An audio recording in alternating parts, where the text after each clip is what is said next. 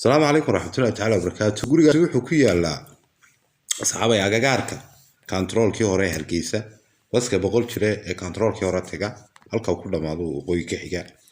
guri aad u cusub afar urda iyo fadhigi waa guri toba wada arkaysan insha Allah taala diilahaydmo gurigaas wuxuu ka kooban yahay fadhigi iyo hurdo kale iyo hurdadii weyneed ee baad kala ahayd iyo hurdo kale aduu afar hurda iyo fadhigi buu noqonaya iyo qol service iyo madbaxi deydko laba gaari galayaan insha Allah brandiisa wada arkaysa si isku xidheen ma sha Allah taas waa madbaxi wada arkaysa aad buu qurux badan wallahi runtii ma sha Allah guriga wada arkaya waa top full decoration wallahi guri aad loo qalabeeyo loo qurxiyo idimay kalin guriga guri cusub hadda farta laga qaaday $260 baa lagu keenaya laba bilood oo la qonaya insha Allah hadhow toole yani macaamiishii oo dhanin dadka qaar baa hadhow koranaya bil baan haynaa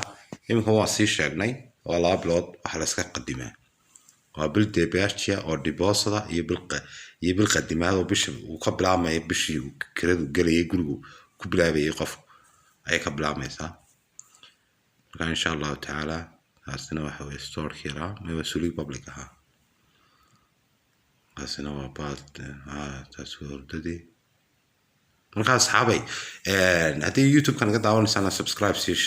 saara oo si like gareeya Instagram ka hadda ka daawanaysan profile ki YouTube ki Instagram ku yaalaan Instagram kana hal soo follow gareeyo YouTube kana subscribe hala saara de asxaabay wala way sidee asxaabtayda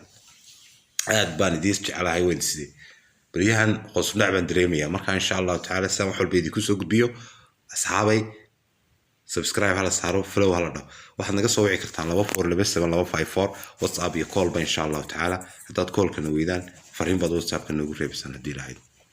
guriyo badan waan haynaa agaarkaas baska agtiisu buu ku dhamaanay baska markuu qofka dago gurigiisa waa u muuqdaa insha Allah taala